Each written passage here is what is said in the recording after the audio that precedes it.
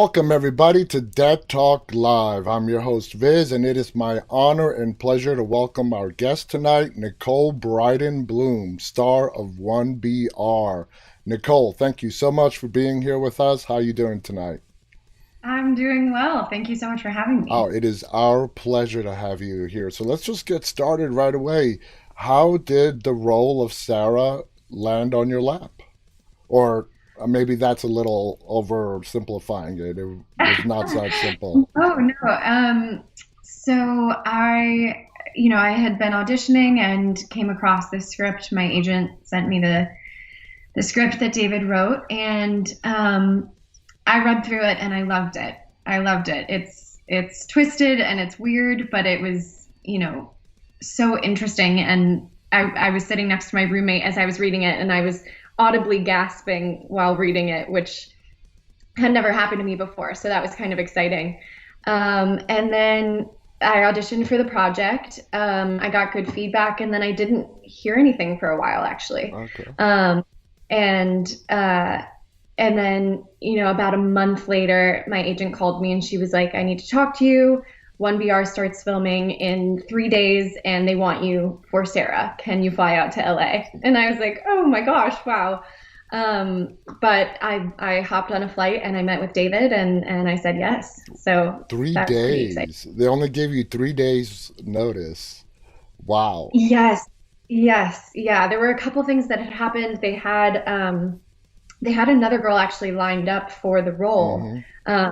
and then things with that fell through. I think you talked to one of our producers, Alok, yesterday. He might have Yes, you shared did. that. Um, and and then I was fortunate enough to get to talk to David, the writer and creator, and he kind of explained that he had really responded to my tape and had wanted to go with me, and so it kind of all worked out for the best. Certainly for me, it was No, an awesome it to be a part absolutely, you were the perfect person for Sarah. What I loved of. about Sarah is in the start of the movie, you are in a strange city, you don't know anybody, a loner, as anybody would be going into a strange city. And then, as the events of the movie unfold, and after they broke you, let's call it that for now, we see Mhm. a different Sarah. We see a like confident, cunning, woman. Was that just an act, or did they really break you? In your opinion? I think that's one of the questions David and I discussed a lot. Um, I think when the movie starts, Sarah's already a little bit, yeah, she, like you say, she was kind of trying to figure out her life. She had just lost her mom. She's recovering from that, her dad's affair. So there's things in her life. She's trying to branch out and start in a new city, which I think is anything that, anybody can relate to. Mm-hmm. I moved to a new city and to pursue acting, and, that was new. And luckily I had friends, but, yeah, you do feel a little bit alone. You feel a little nervous. And so I think she starts in a little bit of a damaged place to begin with. And then was she broken? Probably. Mm-hmm. Yeah. I think if you're in that kind of environment, that kind of psychological and physical um, pain and I mean, let's call it what it is. It's a cult. yes, yeah, exactly. And I think, whether she is broken and then kind of um, changes in order to fit in, or she's fully broken. I think that's kind of up to the viewer what they how they see it. But we did have a lot of discussions about where she is throughout the arc of the film, and kind of I don't think ultimately she was broken completely, because she does have kind of a steely strength to her that Exactly. she's able to find. So I think it was always there. What kind of impact did seeing Lisa at the end of the film have into snapping Sarah out of it and bringing her back into reality? Yes, yeah, I think even the moment that she sees her touring the apartment complex, I think that kind of hits her in a way. It's sort of, she does grow to love these people in a certain way. Certainly Edie, was, kind of a motherly, grandmotherly figure for her. And so she kind of, loves her, begins to respect Brian and Jerry. And so I think seeing Lisa even initially spark something in her, and then certainly, I don't want to spoil anything, but what happens to Lisa, Yeah, the switch flips for exactly. sure. And what I found really amusing was after the events with Lisa unfolded, and you're out there in the courtyard, and everybody's surrounding you, and you have the gun. You're like, "We're free. We can go." Like you, Sarah's expecting everybody to be jumping up for joy. Is Right. that how you talked about it with David? How you're going to play it? Like, why aren't these people happy? I just freed them. Yeah, I think it's funny that was actually I think we filmed that scene maybe the second night of shooting. Oh, So, in film and TV it can be all over the place. So, yeah, we had a long discussion kind of about where she starts, where she ends, and I think in that moment there is confusion because once she makes the decision to break out, she's made it. And yeah, she hopes and believes that all of the people, now that Jerry's gone, we should be ready to go. yeah. And I think, um, yeah, I think it's very confusing that everybody else is kind of hesitant and more ingrained in this community. Exactly, yeah. They were more brainwashed than she actually realized. Absolutely. Yeah. Absolutely. Let's go to a viewer question. Doll Bitterd on Instagram wants to know what line from the film. Now, I know you guys, when you audition, you get covers, but Doll Bitterd wants to know what line from the film did you have to say for the audition? Basically, Um, what did they make you say for the audition? sure, sure. I know one of the big scenes that I had to do was um, let's see, what was it? It was the interrogation scene when I'm attached to the lie detector Yeah, and they're asking me, do I want to be a part of this community? I say yes, and they say Sarah because they know I'm lying. And then they ask about my dad. So it was kind of that little section was one of the bigger, yeah, audition scenes. now, this is your first leading role, is it not? It is How does that feel? so crazy, so Did your crazy. life change after 1BR hit the screens? It did and it didn't. I think it was exciting for my friends and family to see and really cool for me to have that experience just because I feel like I learned so much as, a human and as an actor because you learn to work with all of these people and you also learn to kind of carry it. I mean, I had, David, the director, and everybody else in the film. Everybody was so talented and supportive and far more experienced than I was. So I felt very comfortable on set and very safe. But it was daunting for sure to take that on. Now, going from your previous, before 1BR, when you had supporting roles, into a leading role, for us laymen out here who are not actors, what's the difference? I mean, how much harder does the work intensify going from a supporting role to a leading role?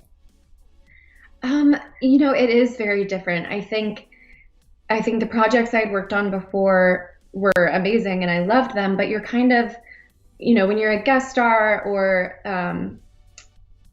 a smaller role in film and television, you're kind of there to fill a certain requirement, Hmm. right? Like they're telling the story and you're a part of it, but then they're moving on with their main characters and in this one I was that. And so it was kind of making that jump to okay, like I need to carry this and I need to make people care about Sarah and have them understand everything that she's going through. And David, our writer and director, was incredible with helping me with that because he would talk through, before each scene what happened prior, especially because, like I said, we're shooting out of order. And so it's nice to kind of revisit that.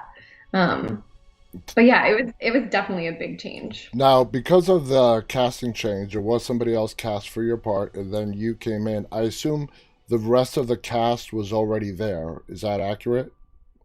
Um, Yes, there were a couple other changes. I think they initially had a different woman to play Edie, and then she had some issues, and they found Susan, and thank goodness they did because she was such a light and such a joy to work with. I don't know how she is so good at what she does, but and then Giles Matthey, who played Brian, came onto the project around the same time that I did. So it was all kind of a little bit chaotic, and we all got to set, and it was like, okay, go time, you know. Well, after the whole crew was assembled, you, Giles, Taylor, Alan, how did you all come together? Did you come together as a cohesive unit? You guys all get along? Was it a good family like atmosphere on the set? Yes, it was awesome.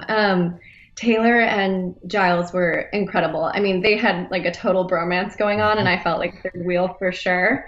But no, they were awesome. I think Giles is a little closer to my age, and has worked far more than I have, but was very relatable. He was very helpful with certain scenes I was kind of scared of or didn't quite know what to do, and he was really helpful with talking me through that. And then Taylor is amazing. I mean, every show that I watch, he's in, Hmm. and he had a fantastic career. So it was just kind of an honor to get to work with him. Yeah, he was him and Naomi, I guess, were the faces that, a lot of people know.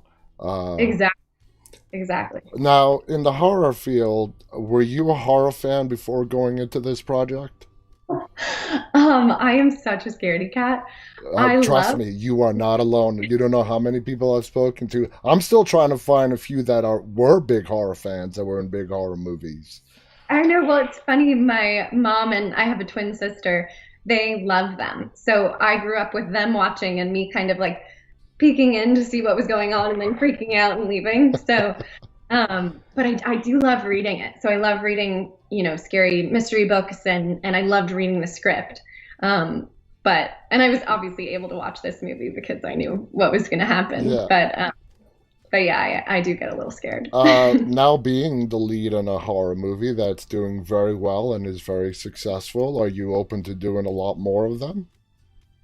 Yeah, absolutely. I think I don't know. I think they're very interesting. I think it's fun um, to work on this type of project.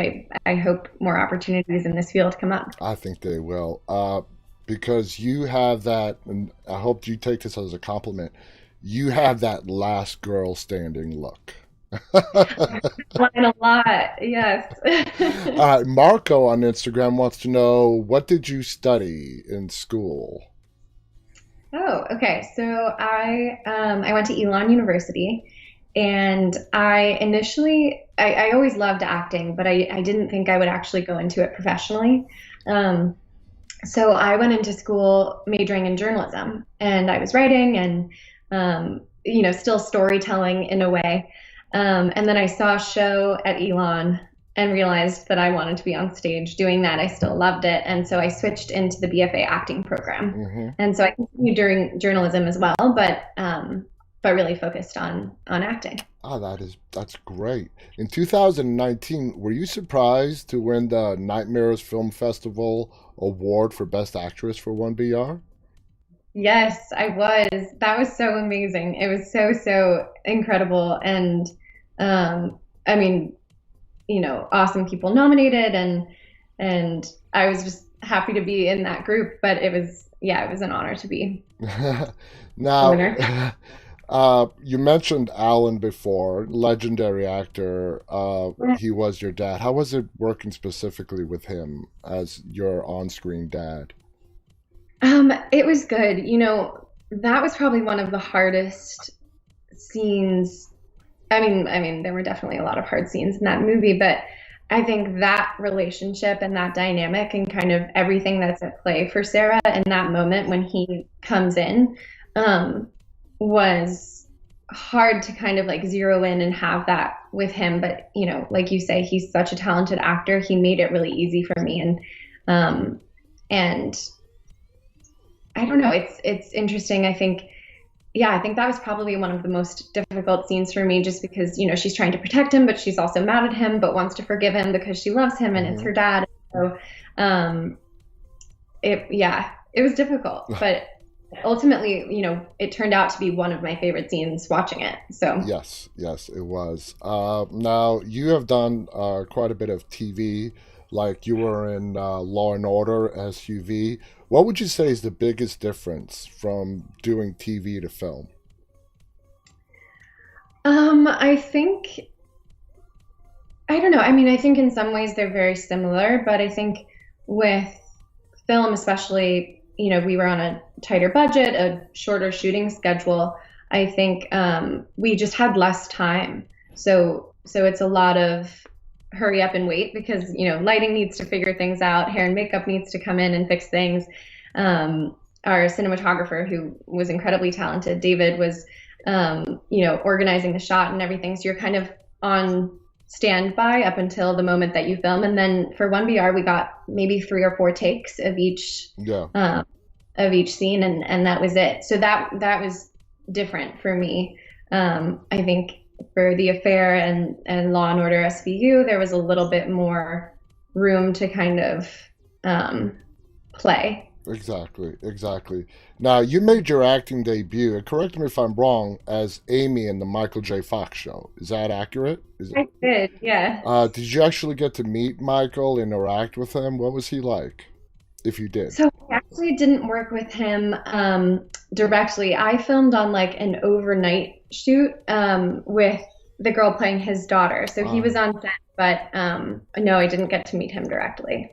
uh, that's just a question I had to ask. Oh, I wish I had a better answer for you. If you were to say right now the person that you would most like to work with moving forward, if you had to pick one or two people, who would you pick right now? I think I love Elizabeth Moss. Mm, Um, I think I loved her in Mad Men, and The Handmaid's Tale is absolutely one of my favorite shows. And she just did, a thriller that came out this year. So I think she'd be really cool to work with. She's so brilliant. that yes, I absolutely agree with you on that one. Now, but going back to one BR, um, besides the great script, what is it about Sarah's character that would say you could relate to as Nicole? Is there any similarities between Sarah and Nicole? Yeah, I think definitely. I think, as we said earlier, there's kind of a vulnerability to her. She has lost her mom and has this dream and moves to LA to try to pursue it, but then, hits roadblocks along the way. And certainly once she's moved into this apartment, it's kind of downhill from there.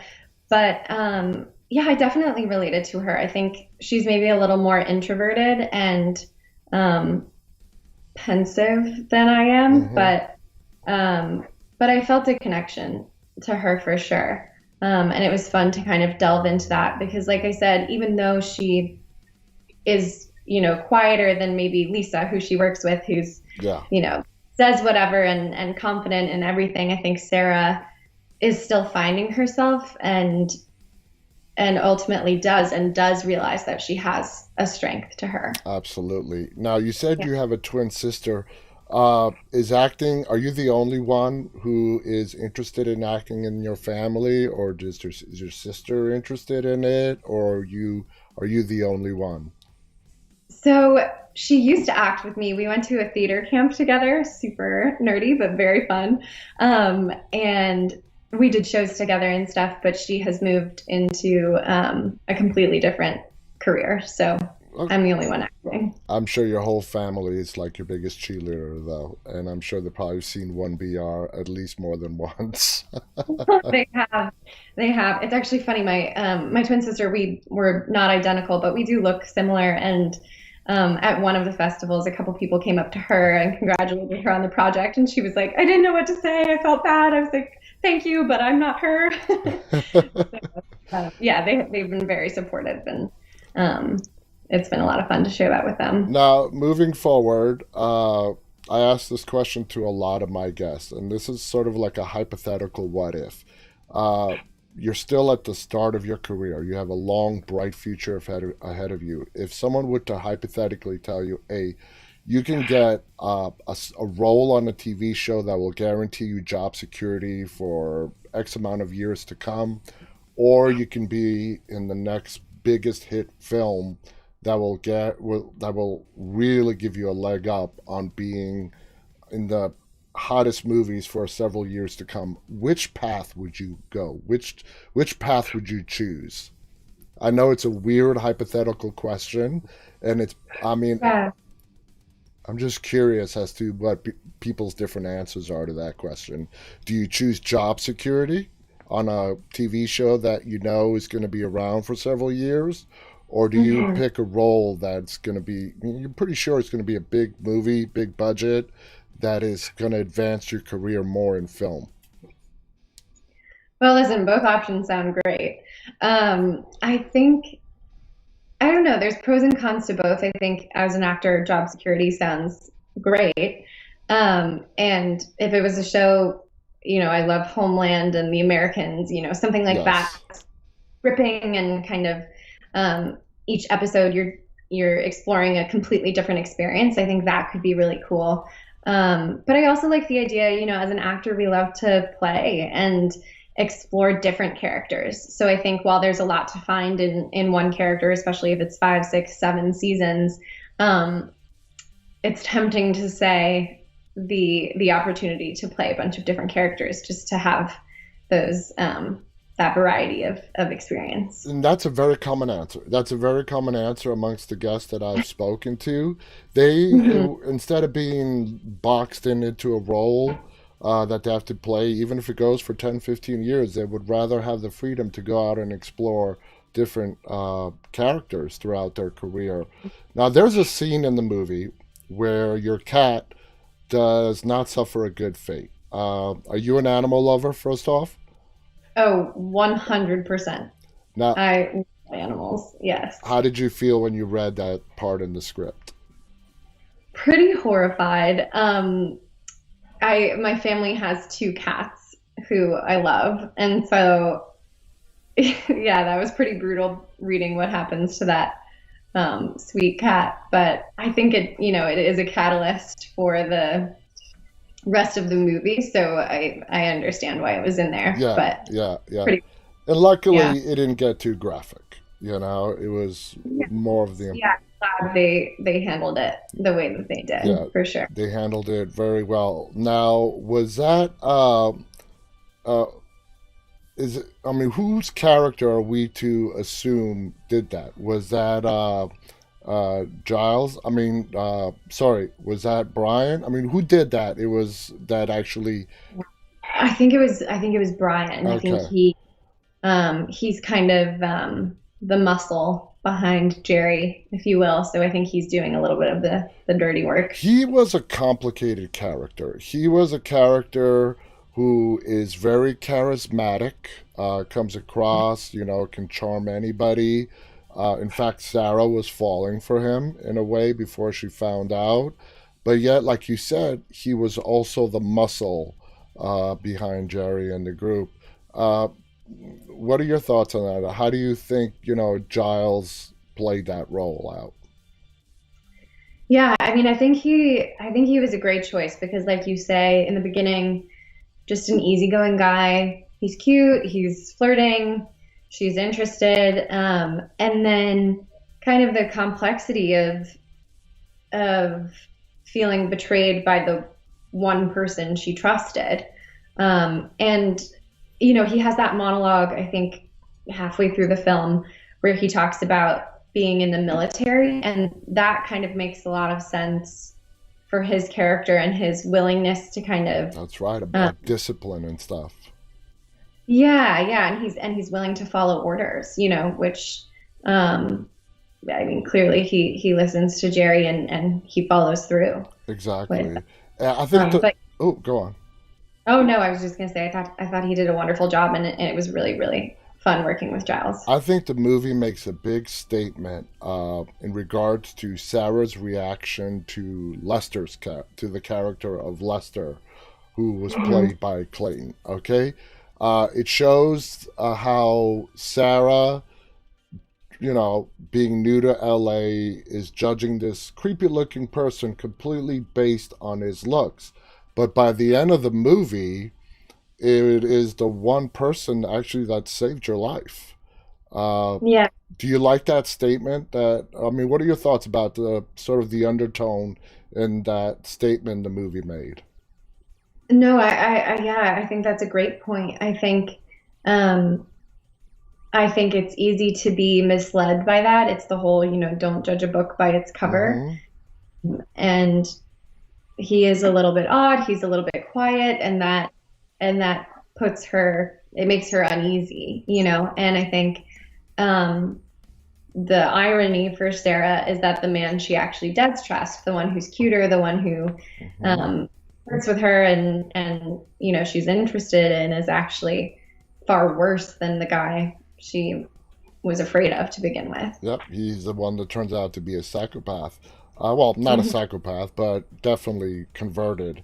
If Yeah. you, let's say, you didn't go the acting route, what would you see yourself doing right now if you didn't go into acting? I think I'd definitely be in some form of storytelling. I loved writing in college, and like I said, I was very interested in journalism, so I could have seen following that path. I also love psychology, and I think in a pretty big way, psychology helps with acting a lot, kind of understanding the way we think and the way the brain works, and especially for this film, the kind of conditioning that she goes through. It was kind of helpful to have taken a few classes and sort of understand what the mind can go through. Mm-hmm. Um, so I don't know. I've always liked the idea of studying a little bit more in that world. Uh, I loved I loved Lisa's character, on in the movie. She was a great. You two had the potential. Well, you were getting to the point of becoming good friends. She was the one person that you were getting to know. Uh, Yeah. why? Remind me again. Why did Jerry pick her to go to take your spot and have her be the next one that he was trying to convert into the community? I think it was because she kind of had the essence of Edie, and so what the community kind of tries to do is find people. I mean, first of all, who don't really have ties to their family or a community of their own. Um, but yeah, she kind of had the livelihood and the spunk that Edie had, and sort of how I was brought in to be Lester's wife and to fill that void of him losing his wife. I think Celeste, who played Lisa, I think she was brought in um, to fill Edie's shoes. At what point in the movie do you think Sarah started, realizing that Lester is not a bad guy? He's actually maybe the one guy here that's good. Was it after Jerry offered you to Lester? At which point do you think, in your opinion, was that pivot moment? I think I think the moment that he has her sewing machine Mm, in his, I think that is a huge sign of I'm okay, you're okay, and I want you to have something from your former life. And so I think the marriage or union that Jerry has us do is pretty horrifying because it could have gone down a pretty yeah. dark for her, and instead he kind of offers up this token of you know we're in this together. So I think, but I mean, I don't think Sarah immediately is like, wow, I trust you, you're great, but No. I kind of you know at arm's length, she sort of understands that they're both forced into this situation. He didn't necessarily want to be here either. Absolutely. Absolutely. Now, continuing on with Lester's character, because he's a big player. Do you think in the earlier parts of the movie, when he is socially awkward, he just hands you a book in a really creepy manner? Is that him trying to sort of tell you in his way, hey, you're going to have to get with the program here. You're going to find about very soon, sort of his way of looking out for you? Yes, I think yes, I think he maybe was trying to warn me or yeah, help me kind of have some understanding of what I was walking into. And I think he's been through a fair amount of conditioning himself, so he's not going to come right out and be like, "Leave, don't stay here." But I think kind of a few of those gestures were him trying to help for sure. Uh, And I misread them as Sarah. yeah, yeah, absolutely. Now, towards the end of the movie, we started seeing a little bit of blood and gore, you know. How did you feel? How did you feel? This is your first horror experience, correct? And doing any kind of horror? Hmm. How did it feel for you when you had to take out Jerry and you had a gun and, with Naomi approaching you and you shooting her, doing Hmm. horror for the first time? How did you feel about that? How did it make you feel? I think it was a little overwhelming. It's a lot all happening at once. But in that moment in particular, Sarah has found a lot of strength and a lot of power. So I think holding that gun, she's both terrified and feels protected. Um, so there was a little bit of like control that I felt, as opposed to in the earlier scenes when I'm zip tied and constrained. I think in between takes, I would, stay in the zip ties, and then it kind of started to get weird. I was like, I don't think I like this because I feel constricted. Whereas, when I'm free and holding the gun and I've just killed somebody, I'm not in a full state of mind, but there is kind of this breaking point, and we're well past that. So firing the gun is both shocking to me and also I know it needs to happen. That's a great take on it. Now, we never see in the movie how the community supports itself. Are we just to assume because everybody is technically locked in? You have to leave with Jerry's permission, unless you've Mhm. been there for a long, long time and gained his trust. How does the community support itself? Was that ever explained to you by David, just so you can get in the right mindset of things?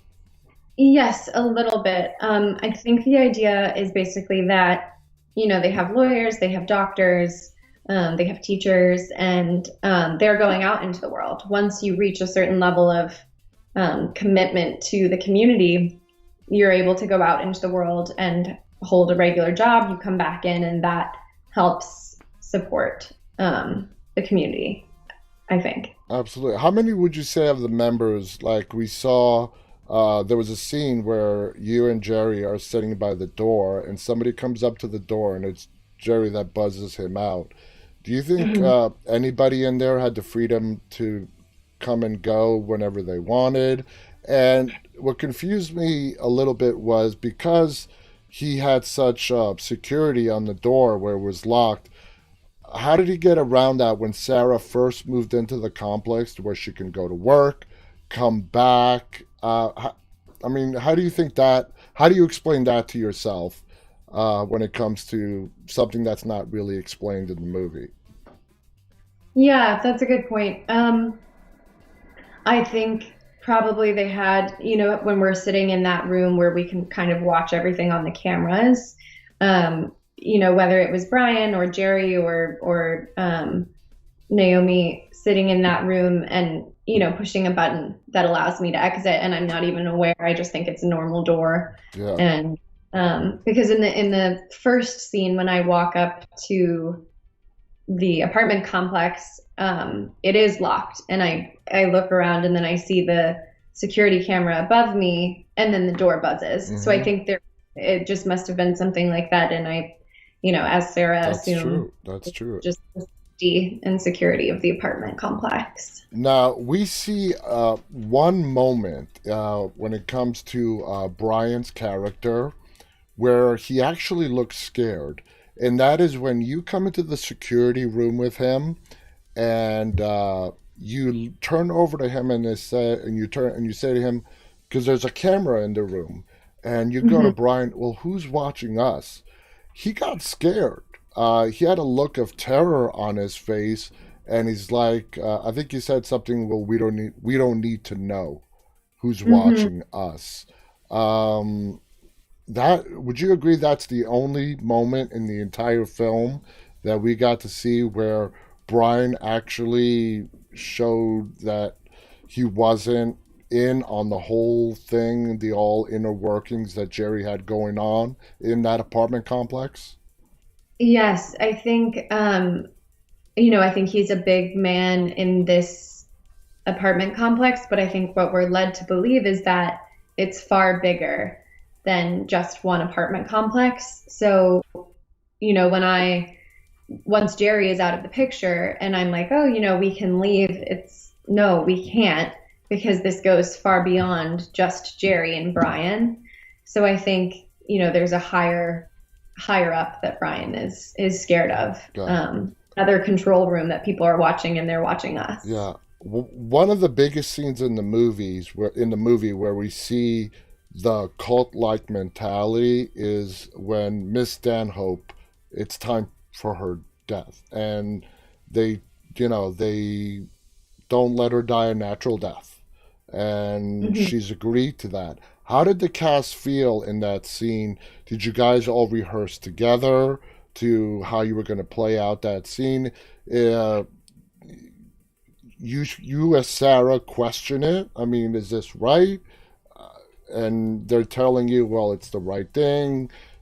She can't contribute anymore, and her time in the community is done. As the whole cast, did you guys come together, rehearse that scene at all? We did, yeah. We did rehearse it, and David kind of talked us through it. I mean, it's a pretty brutal scene, and that bag really did go over her head. Obviously, it's acting, but even just watching that is kind of um, jarring. And so, yeah, we talked about. I think for everybody who's far more conditioned into the community, it does make sense. She's no longer able to contribute. She's no longer able to help. She's in pain. She's sick, and so we're going to let her die quickly and hopefully without pain, and then she'll pass on, and the community will move on. And um, I think to them it makes perfect sense. And for me it's horrifying because of course Yeah. in normal society we don't allow that and we don't approve of that. But yeah, I think for the community, it's sad because they know they're losing her, but it's the right thing because it's time to move on. Did David explain the method that they used to, I guess, put her down? Uh, you had a doctor in the complex.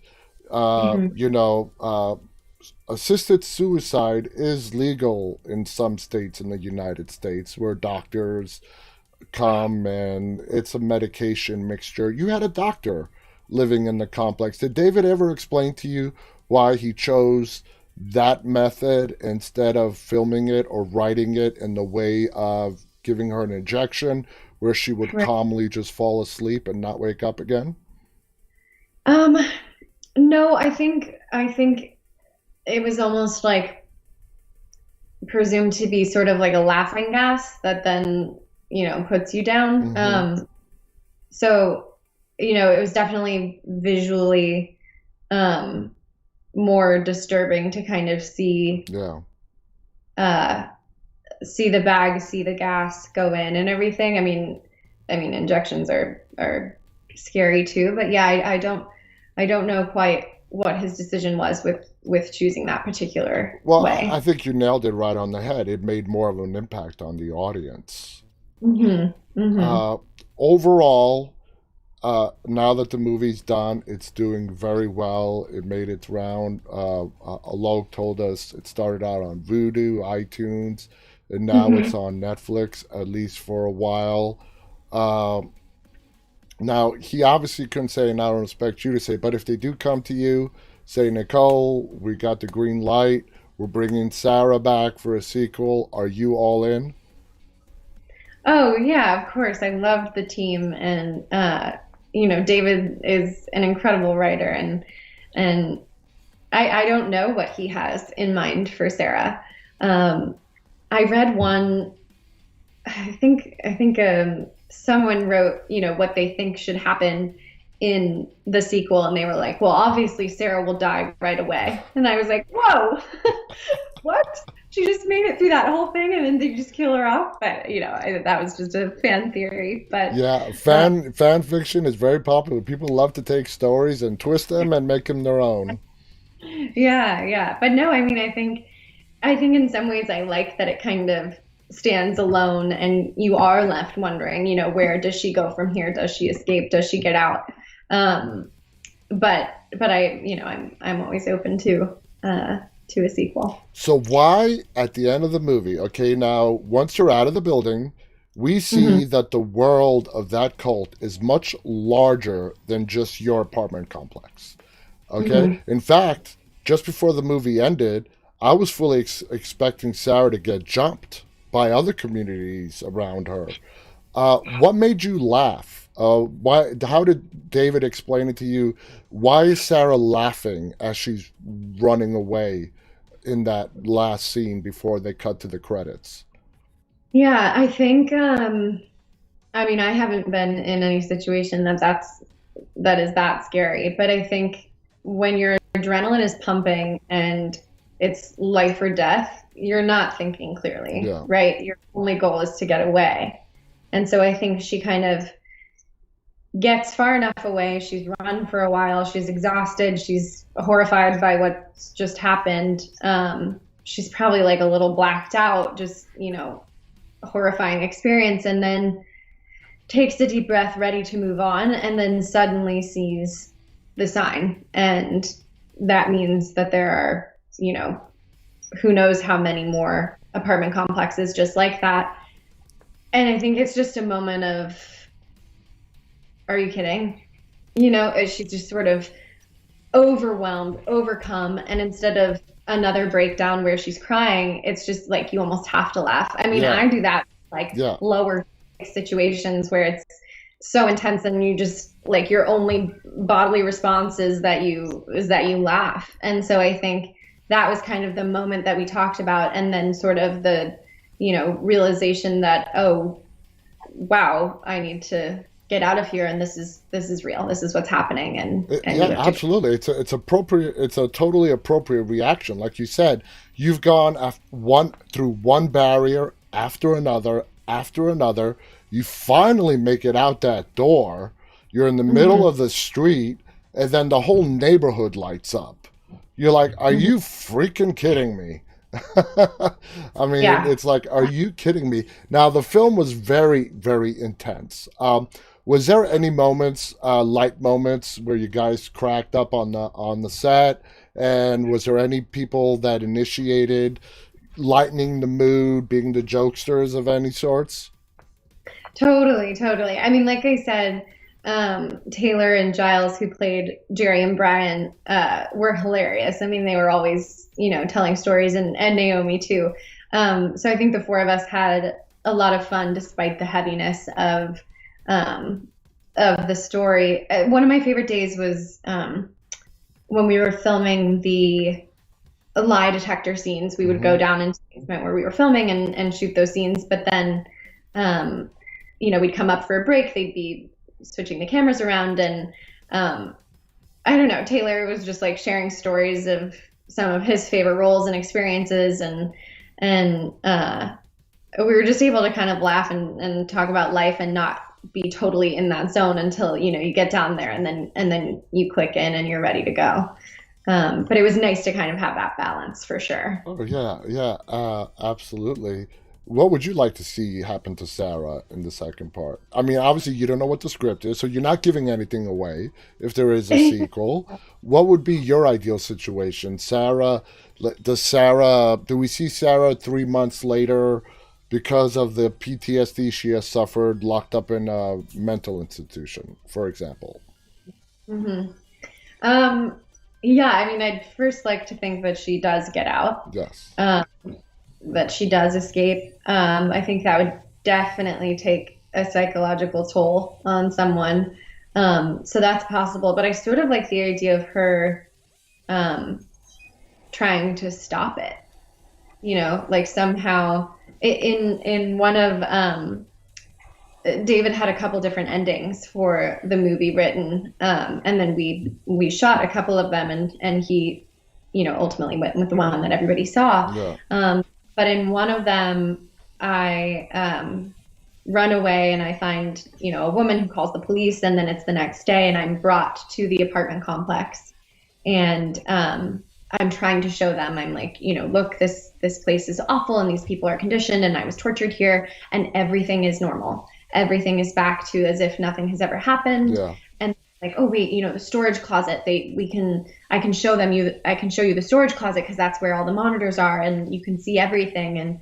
And we go in there, and it's just a storage closet. It's just full of normal, apartment complex things. And for me, like, filming that was interesting, because it was like, oh wow, they have got this so closed down. There's no chance I'm going to be able to convince anyone that this actually happened. Yeah. And so I think it'd be interesting in a sequel to, I mean, that's not what happened in the movie. I mean, to kind of play out and, find a way to kind of shed light on it. That's fascinating.